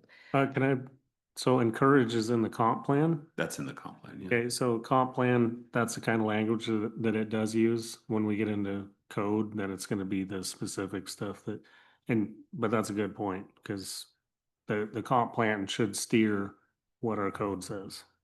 Just specific interventions. My other comment that I wanted to say, I just wanted to go back to our historical flavor. I want to know what is deemed as historic when we're referring to downtown development, and what dictates historical flavor. And I'm referring specifically to the building that is, there's plans for the building that's across the street from Burger Dock. It used to be a pizza place that burned down, so I just was wondering about that. On British So if you could comment on that. You want to start? Well, I could actually pull up let me pull up, without commenting on any, of course, specific development, that's Right, yeah. never to be done in this forum, but we can look at our historic design standards in code again, let me correct that. We can look at our design standards because they're not explicitly described as historic design standards. And I'm just going to pull up. We don't have an adopted No. uh, right. historic district or regulations that really help us in that regard. We have a comp plan, we have some design standards. I think that's why, from my understanding, is that city council's prioritize that as let's, before we do anything else with the code, let's address the historic preservation aspirations we have. So not a lot on the books today. Yeah, and that, by the way, was city council's directive to planning staff after the adoption of the comp plan. And just a little background, city planner Bill Dean's first day of work was July 14th last year. The comp plan was adopted July 17th. And we have only in the last week hired an associate planner who you'll meet in 2 weeks, most likely, who's going to be taking on most of the permitting work that Bill's been doing pretty much full time since he started. The mayor freed up, the payroll to allow the hiring of an associate planner specifically to free Bill up to jump into this code update work. And the council's direction was to focus on commercial A, specifically the establishment or let's say enhancement of our historic design standards, because they're very loose right now. And I'll just scroll up and that's the 15,000 feet. But this, we kind of looked at it earlier as far as this is it. You've got basically C and D in our commercial A zone describes of course, these were written back in 2010 to 2012 after our last comprehensive plan was adopted. But this is all we have as far as what can we hold up to developers and say, here's what we want to see our downtown development look like. It's not specifically referencing historic standards, right? It kind of describes a commercial style building that you might see in any city in the world, really. So that the commenter's question about what is historic in Sandpoint, it's a really good question that we're going to be diving into with this body in the next few months to try to come define up it with better definition of what historic design really means for Sandpoint, Idaho. Yeah, and there's other commissions that are involved in that. So you've got D here that describes building materials, for example. It kind of hints at things like, brick, wood, things that might have been used in historic construction materials. Building materials shall not create glare. We don't want steel and glass buildings at downtown Sandpoint. Sure, do you mind coming up to the mic again? Getting your steps in. Yes. We'll fill out a form. So my we get a additional form? comment is that the building that is already in play does not meet historical code. Well, if you let's, ask me. we don't mean- have an historical code. We Yeah. don't. And that's, I think that's why we've been tasked to up. jump on it. Mm. We don't. What we have is that sentence right there. These guidelines shall be followed in all new construction in order to ensure that physical and operational characteristics of proposed buildings and uses are compatible within the context of the surrounding area. Compatibility shall be achieved through techniques such as repetition of roof lines, use of similar proportions in building mass, similar relationships to the street, similar door and window patterns, and use of complementary building materials. Two reasonable people can read those sentences and arrive at completely different buildings. Right. And that's what we're going to try to deal with as a community. Can we sharpen that a bit? Let's get some standards put in place that are specific. When we talk about window trim, well, what do we mean? What's historical, what would be historically accurate in that context? Just basic fenestration patterns. So much goes into this. So will that building be held to those new No. discussions, or is that already? Nope, there's no development can be required to adhere to a yet to be adopted standard. It has to, all development, it has to adhere to the rules on the books that we have today. But to be clear, there's no active application for that building right now. No, there's not. So if an application is submitted after the time that these standards are adopted, sure. That's right. I think Yeah. there's two different That- buildings. I under think the discussion. project you're referring to, that was from about 4 or 5 years ago, and there's no active application on that. Yeah, whatever happens, yeah, down across from Burger Hut, the hole in the ground. Yeah, there's no active application on that. So I think that's, there's a sense of urgency for lots of reasons. No one site is, I think, is driving anything. This is a collective, I mean, from trees to vacant properties to just remodels to, I think there's a collective sense of urgency that, hey, this community is growing, things have happened, and maybe the built environment has been left a little unchecked in terms of some of the quality expectations we want. So let's take a temperature reading on that and write some new rules if appropriate. And I think that, like, that part of the discussion that we've been having about parking requirements and in lieu fees is also to address that issue as well. I mean, what can be built? I mean, how many units can you build if you're gonna have 0.7 parking spaces or whatever for the number? There's so many examples that I think we can bring up, and I think the comment was made, I don't know, within the last couple commission meetings, I thought was telling. It says, boy, is this what we envisioned when we wrote the comp plan? It's like, well, again, when you have such broad policies and then you have rules like the ones we just read, two reasonable, talented architects could arrive at a completely different setting. One, the community might find acceptable and the other not, even though both could be code compliant. So I think for downtowns, we need to double down and bring in another level of specificity here so that we're all comfortable with it. I think we're kind of commenting on a lot of the things that I just had opinions on or thoughts on that. I think this is important. Sorry, I think this is just an important topic that, and I've been echoing, I would echo everyone's comments tonight on assessing our current codes, understanding the crux of this will just be like what existing Sandpoint is, what our vision for the future is, and what our current code says. And I don't know if those are really in alignment today. For example, with even Commissioner Torpy's comment on the allowance of a 65-foot tall building, while lower down in the code, you have the just that number or letter A, and then under the design standards is that it should fit within its context. And so I think there's there's some debate in that, but I think there's also pretty objective standards that a 2-story building fits better with a 3-story building versus a 6-story building. Like that one's going to stick out. So I think there's, and giving us the tools as a commission through this code to really stand by this code or back this code up and speak to this code specifically, because it seems like some of them are a little more ambiguous, like you're saying, sharpening. Yeah, my tolerance for ambiguity is pretty low with such, really hot community topics like building height and things like that. So let's rip the Band-Aid off and have the tough conversation. I mean, we have to do it. So let's just make sure we're thorough as we do it. Chairman, I had a conversation with the former city planner, Amy, and I don't remember the exact context or details, but she impressed upon me an aspect of building height in relation to the soil conditions that exist in what we call the downtown, And I think the parcel that is being discussed has giant piles that have been installed there, those big steel pipes that are in that hole.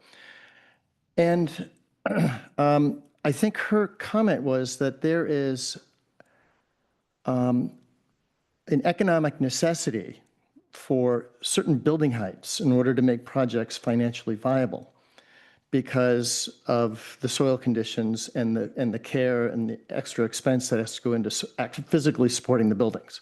So I was wondering, I don't know the truth of this at all, but I was made aware of this through this private conversation once, that maybe we could engage somehow a geotechnical specialist who would understand these issues better and be able to, because, you know, I don't think we want to create a rule that functionally prohibits, you know, any redevelopment downtown, because the economics wouldn't be favorable to anyone pursuing that. So No, that's precisely what my comment was. And again, we're talking about this in general, tonight's conversation, not about any one site, any one development. This is about the commercial A district, so just to be very clear. So my comment earlier about you have to understand the economics of this as we arrive at these different rules, the effect this has on property rights. One piece of information we're going to want to have is we want to make sure we hear from the property owners as well, who have these specialists that can help us understand, you know, what it means to make a project work, whether that's on a vacant property or an expensive remodel of something. Sometimes that's even more expensive to remodel a structure than it is to do something anew, even if the soil conditions are marginally supportive of taller structures. So again, we have to educate ourselves, and I think that's going to come from various, you know, people involved in this. I'm really hoping property owners pay attention to the study we're about ready to do on commercial A, so that we can just all be better informed from these various perspectives. Because at some point, you're right, we write a rule that you could zone something field and sea, and it's never going to get developed, right? You got to be careful with these rules so that you're not removing any economic viability of the property. That would be a taking. It's related to that. Does the city have the potential to actually hire a third-party consultant to like analyze swaths of downtown, you know, in conjunction with the geotech to actually say, like, oh, here's a pro forma for the, you know, 6-story buildings, 5-story buildings, 4-story buildings, and actually come to this zoning conclusion with some, like, a study behind that, what that would actually look like financially. Well, we could think a little bit about that. Going to put a pin in that to see what that looks like. To try to arrive at what I think we're all interested in an outcome with this code update. We don't know what it is exactly yet, but we want to go into it with information so we feel like we've made some informed decisions and not really just scratching our heads and just trust the experts. Well, let's see what we can to you know, arrive at these decisions the best way we can. So if that's a consultant, I don't have budgets for that, but there might be other means. You know, there's other talented people that we, you know, might want to participate in this as well. So point well taken. Can I ask, like, I'm not clear, like, why the soil would matter. Well, I mean, like, why would we limit, like, if somebody wanted to drive, you know, piles and build a 4-story building as opposed to a 2-story building? the limitation arises from the cost of driving piles, Right, you but know, I mean, to a depth that allows for development of a certain height, and then the return on that investment and what's possible with a 2-story versus a 4-story versus a 5-story building. Yeah. So if someone has arrived at the only way that a project would work, given the engineering involved and the construction techniques involved, that they have to have 5 or 4, and we come along, write a zoning ordinance that says you can't go higher than 3, well, then you're going to see that property sit vacant for a long time. I mean, that's what's happened on First Avenue next to the bridge. I mean, Right. Well, that's what's happened along the entire east side of First Avenue. That's exactly Right, right. yeah. It's Street building is currently for sale. It's very incredibly expensive. difficult to develop because of the cost of development. That's right. So again, I think that we're speaking in generalities, but let's learn a little bit about what it means to construct on sites like this so that we can use that as an input as we arrive at what the rule might be. And again, So are we saying if we'd have an overlay district with We might. higher higher heights? We could. If it costs more to build on that, is that? Well, I don't know. I mean, you could. I mean, that's a use of the tool. You could use something along those lines. Again, I think we're whetting the appetite here tonight. Yeah. We're trying to get our bearings about what commercial A is all about, trying to understand how the code is organized. So I have a little bit more familiarity with that. We're a long way away from writing code. I want to go talk with the Historic Preservation Commission. I want to read some things that have been produced in the past and spend some time understanding this a little bit more. We'll talk to some property owners and then what I want to do is we'll come up with some kind of a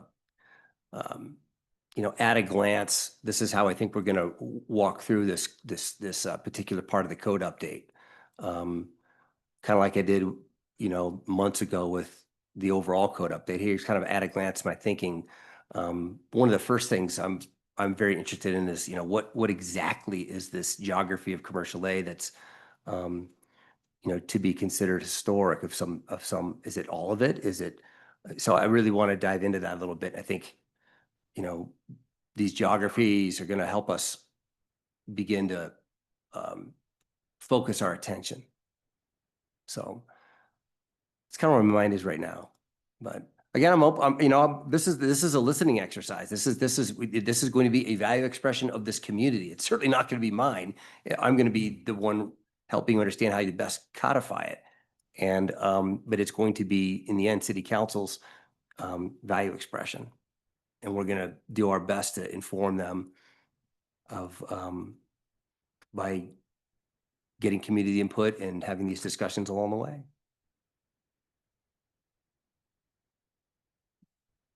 Do you mind if I ask if you could address Christine S's from Pondere's question about sewer infrastructure? Like, do we have does that have anything to do with us, or? That's really not something I want to dive into right now. I think if someone wants to have a conversation about the capacities of our infrastructure, I think you should talk with our city engineer and have that conversation, be happy to, or our public works director, Holly.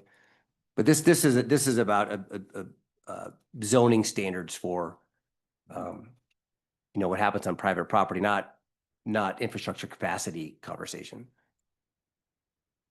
I want to talk about that residential zone in the code a little bit. And is that specific to single family residential, the setback, the buffer zones you talked about earlier? It says residential, but I wonder if that would also include mixed use. There's residential, and then even downtown having half of a building being residential above, So again, it's zone, right? So the way that our code is organized is the mixed use residential is actually a commercial zone, right? It's not a residential zone. Mhm. So we have to interpret it that way. Can we change that? Sure. Mhm. Just move it from one thing to another. But we should have those conversations. But it's about the zone district, not the land use itself. Yeah. Can you come up? Yeah, absolutely. I've talked to Reed about this before in the past, but my name's Ethan Davis. I'm an architect and resident of Commercial 8 District. And I'm just looking at table 2 and wondering that same thing, if maybe switching the setback from the residential zone to use, just striking zone and changing it for use, what that would potentially protect. I just see that we have a lot of non-conforming residential uses that are within the commercial A zone, and there's some nuggets of historic significance within that zone that I think are maybe being overlooked when we sort of use a broad term like zone instead of use. I specifically, I own a property downtown right across from Daily Bee. I've put like a lot of blood, sweat, and tears in looking at this historic structure. It's from 1906. Talked with Hannah Combs at the museum for hours about, its previous life. I've talked to the Arts and Historic Preservation Commission, had them come over to the house before I did any renovation to it.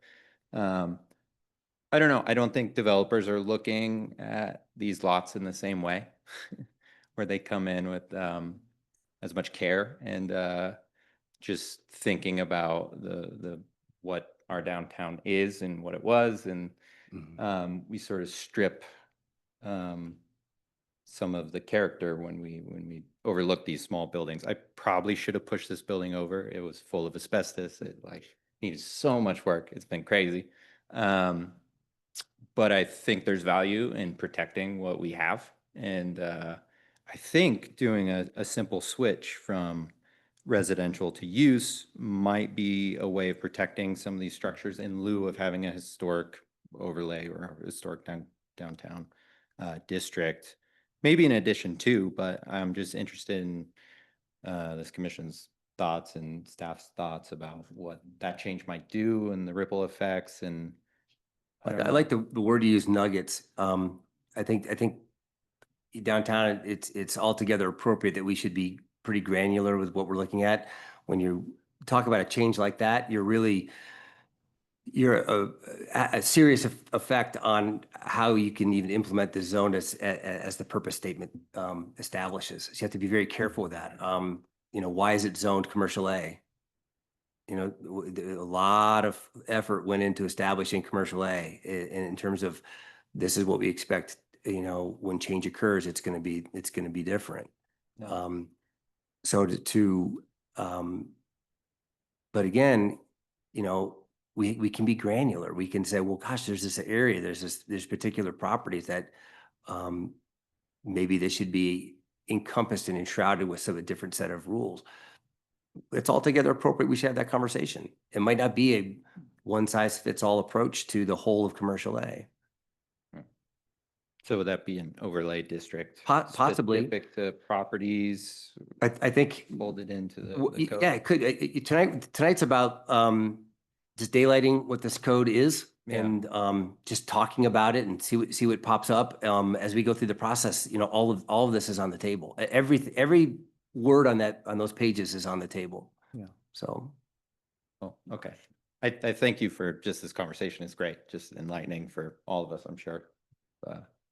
Yeah, and I'm happy to talk, City Hall during business hours, but if people have other questions, this is, I'm passionate about this stuff. I want to make sure this community gets what it wants. Yeah. I would just urge the commission to think about the individual non-conforming uses that have been there for literally over 100 years in my case, 115 years. And that we should try to protect these with a little bit of thought and consideration. Thank you. Yeah, thank you. Bill, so when you're in commercial A and there's a intention to create a residential space, a very high percentage residential space, but there has to be a component of commercial on the street level, on the fronting street. Is there any thought of maybe the setback shouldn't be at 0 from the street when there is a certain percentage of residential? We can do that, but I would encourage us to first understand what makes a downtown a downtown. Again, the shopping mall example versus the downtown, same land use, different rules. That's in the built environment, it's going to respond to that. So downtowns are typically characterized by 0-foot setbacks. But again, like I said at the very onset, very first slide, this is it's enormous. It's a big downtown. Maybe we need to look at that a little bit and say, well, maybe there's an area here where you can have different front yard setbacks because you're not in this, maybe there's a core area that gets sort of highlighted, within commercial A that's got some special additional standards. And then as you move away from that special area, maybe setbacks are increased and it's stepped. Kind of like a transect concept that's talked about in urban planning circles a lot. So all of that can be talked about, but I think that if you were to take a vacant lot on like First and propose that it's got a 15 or 20-foot setback so you can have parking in front of it, I think that's going to be a colossally bad idea. Yeah, I wasn't referring to parking. So one part in there it said that, you could do up to a 20-foot setback Yeah. if it was, A like, CUP and up 10 feet if it was civic space. yeah, Yeah, yeah, like a yard of some Right. sort. That's right. Yeah. So maybe to, maybe not impose, but, I mean, I think some developers would want that, because I think we've heard this before where the 0-foot setback is, when it does come to residential, is kind of a hindrance because you got to cover up such a large space, like the code says you have to cover it. So, yeah, But keep in mind that residential is only allowed behind ground floor commercial, so there's Yeah. never in the future going to be a residential structure with an entrance on the sidewalk in downtown Sandpoint. It has to be unless we, behind the door. unless we change the Change the code. code. Right. yeah, so thought we had one over on, off Highway 2 where they had to have the 0 setback because it was along that Highway 2 commercial. Well, the Bonner County EMS building, Yeah, yep, that's the most recent one, 0-foot setback required there. and so it'd be And behind that's that. quite a ways from downtown, isn't it? Yeah, So but we aren't tackling commercial C at this time, but that's something that's been discussed is maybe these 0 setbacks don't belong a mile from downtown along Highway 2. yeah. Or like Bill's saying, maybe an overlay area with a certain use. And then is there adding or incorporating the commercial storefront space, is that being taken advantage of to create essentially a super high density area just by incorporating a small amount of commercial space as comparison to the square footage of the, does the code allow that to where, you have a couple thousand square feet of commercial space as that maybe isn't ever filled? Because this has come up several times where it's been proposed and it seems like a very, very small amount of commercial space in a commercial zone. So let's separate form from use for a second. Again, downtown, both are important, right? You don't want a dynamite factory in your downtown. Let's put that someplace else. So land use does matter in terms of regulations, right? So as it relates to land use, what collection of land uses do you want in commercial A? It's the walk, shop, eat, live district of the city. Entertain, restaurants, retail, offices, vibrant, in having population, disposable income proximate to your downtown is a guaranteed ingredient for success in a downtown. You want to have people in your downtown, and you want to have it thick with people in your downtown. So I think as a land use matter, you do want to have residential development in your downtown. Now let's talk about form. How is, when you walk down the street and you standing there at Cedar and First and you close your eyes and you visualize what that form looks like, and then you go to a mall and you stand on the ring road outside the mall and you close your eyes and visualize what that looks like. It's the same land use. What do the rules say? And what do you want in your downtown? I think you want to have the form that's befitting of what downtowns are all about, which is the experience that you get and feel when you're walking in an environment like that. It's very pedestrian friendly. If you had 35, 40-foot setbacks along First, do you see those buildings? It's not a downtown. But downtowns, you got to go block by block and assess the rules that are on the books to say, is this what we want our future to look like? So for residential, the way I see it getting taken advantage of with this commercial mix is that there's no real guidance on how much commercial space is viable commercial space, right? Yeah, that's, And so what do we should probably have some dimensional standards that we arrive at that say, look, if you're going to do a mixed use building where the first floor is going to be occupied by residents behind commercial space, there should be some market reality to that space that we arrived, whether it's through ULI or look, if some, Urban Land Institute or some other industry group that could help understand what a typical or Chamber of Commerce to arrive at what that, that space might look like. That's one way to look at that. But you want people in your downtown, you want people living in your downtown, you want residential land uses in your downtown. Now it's about, okay, what's that form look like? And again, what happens on First may be different than what happens on Fourth. And so we need to ask ourselves, in some fashion, whether we organize a block by block type of a conversation. I haven't thought through that yet. Does that make some sense? Does that help a little bit? Yeah, I think we're on the same page. Yeah. Yeah. Because we've seen applications that were allowable, and they had and they didn't have, well, they haven't happened. Well, I can't even remember where they were exactly, but there was such a small amount of commercial area. Yeah. And it was pretty well, it was just outright said that, it may never even be leased out, or may never even actually be in use. It was just there to satisfy the Token.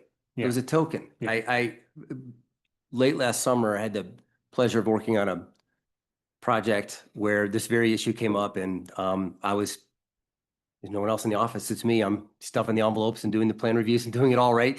And like, okay, let's dive into this project. And I was shocked that the application before me was this multi-use structure where it was approved. I was doing the building permit review. The permit had already been issued in terms of a land use permit, and this is just the building permit review. And I'm just going through the building permit, trying to make sure it matched whether it was the site plan review permit or the conditional use permit, whichever it was.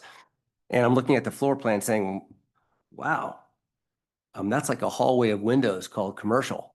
How is that a commercial setting? What is this? And let's just say the architect wasn't exactly happy with my email.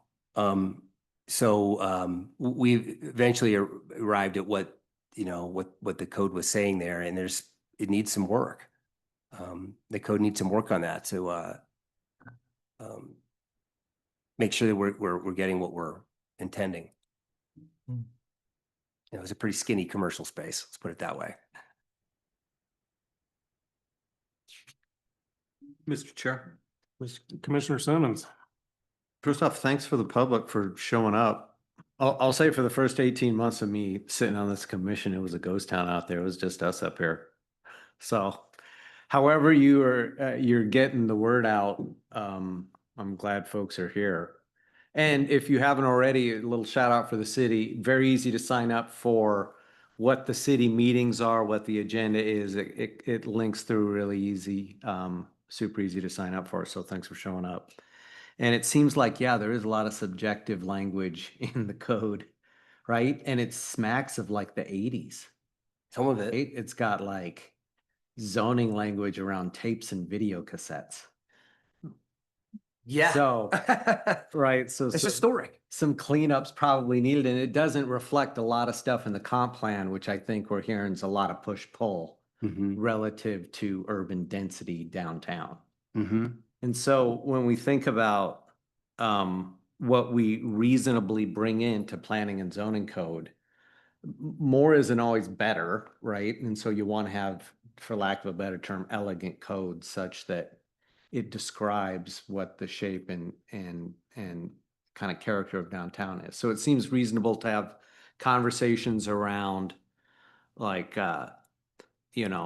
height relative to adjacency, how high something can be relative to the thing next to it.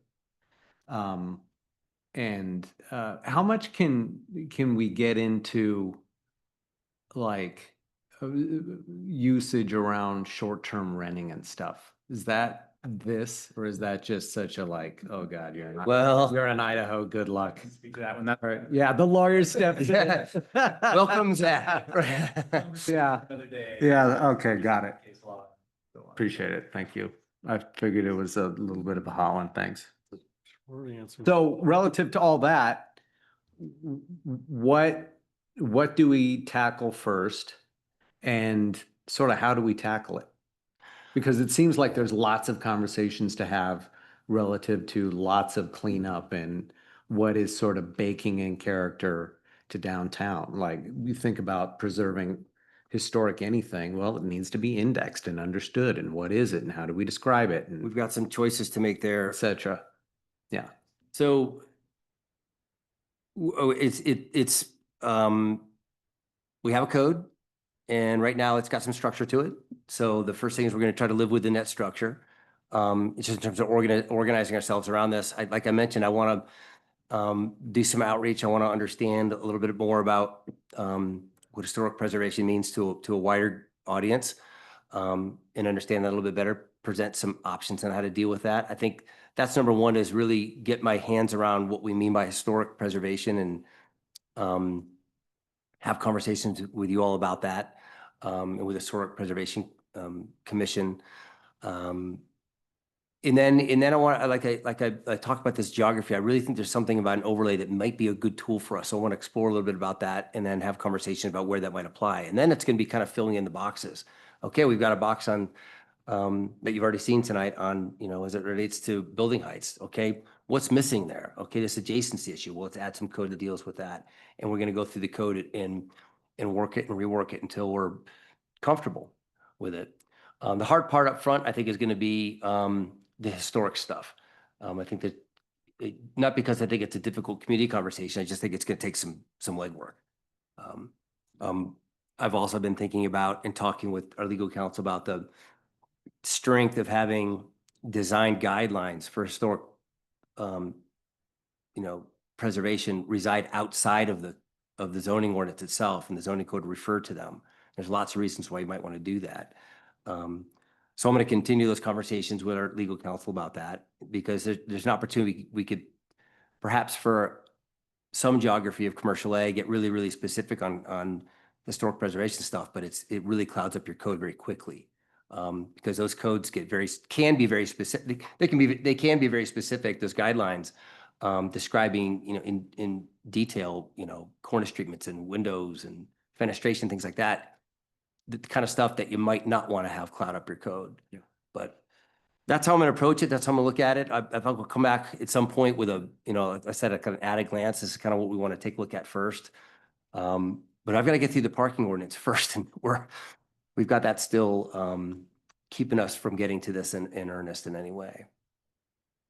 So it's gonna be a couple months. Madam Clerk, I see 4 participants on Zoom. Have we asked if they're wanting to speak? Mr. Chair, we do have one attendee. She has not raised her hand. Good. So members of the public, would this be your last opportunity if you want to speak? And Mr. Chair, can I please remind the public that if you did come up to speak, if you could please just fill out a sign-up form before you leave the meeting, that would be great. If you got another comment, yeah. Kristen Stike at Ponderay.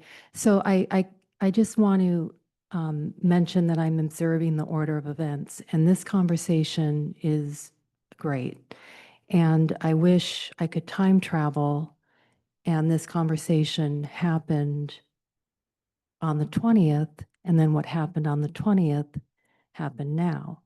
Ma'am, Yeah, I'm just going to interrupt again and just ask for even no indirect allusion. So I'm referring to the concept of order of events, and on the assessor's website, 413 Church is listed as 413 Church. Okay, so you're very appropriately bringing up, for example, just the discussion of fleshing out historic landmarks. 413 Church, as listed on the assessor's office website, was built in 1908. So that's 118 years old. And thus the order of events, okay? This is still an active appeal window. I'm just mentioning the elephant in the room. This is an active appeal window. And so if I'm making you uncomfortable, that's fine. I'm not intending to do that. But this isn't an active appeal window, no matter if it relates to what you think I'm talking about or not, the fact remains the same. when the city planner mentions thick with people in the city, you absolutely have to understand it's thick with parking, it's thick with cars, it's thick with sewage, as gross of a thought that that is. And it is absolutely cross-sectional. And none of these decisions can be made in a vacuum. That's all I have to say. I really appreciate you letting me come back up and make another comment. And I honestly didn't mean to ruffle any feathers, but this is important. And I am a member of the immediate community, so I appreciate you very much. Thank you. Thank you. Ma'am, do you want to?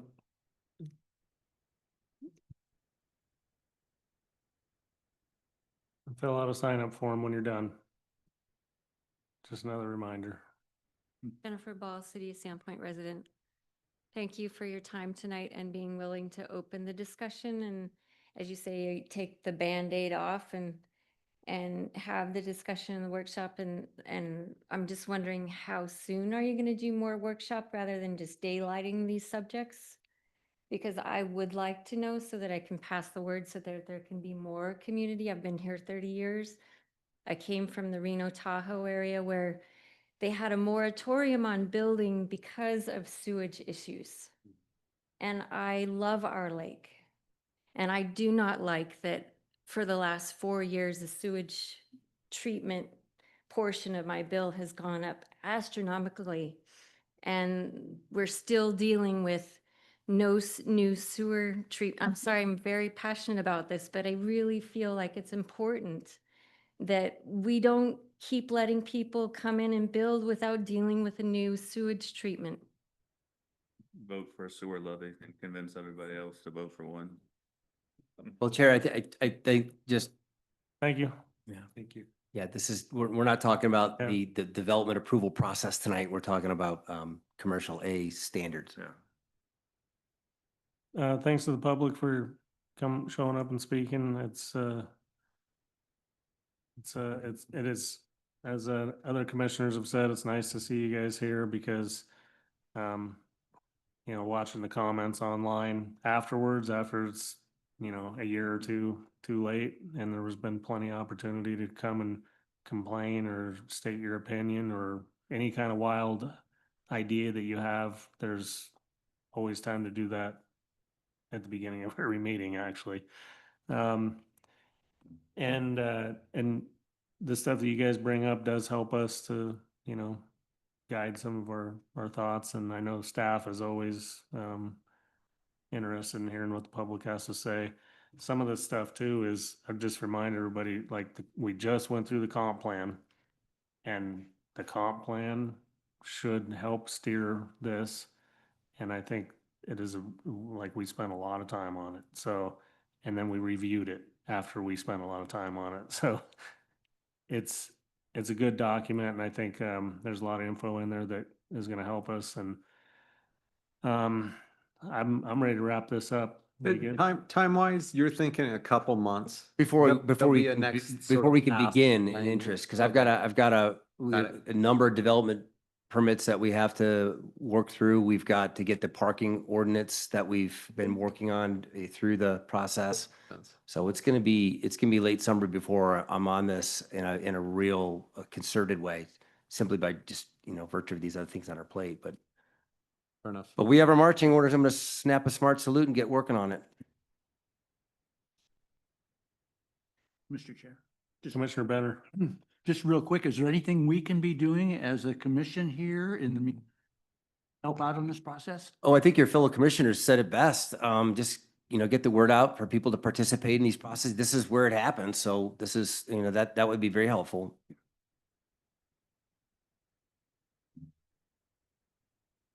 Okay. We're good with that for now. We're gonna move on. Any matters from city staff, general matters that you'd like to bring to our attention at this time? We've covered everything, I think, at least for tonight. And then commissioners, do you have anything you would like to discuss other than what we've discussed?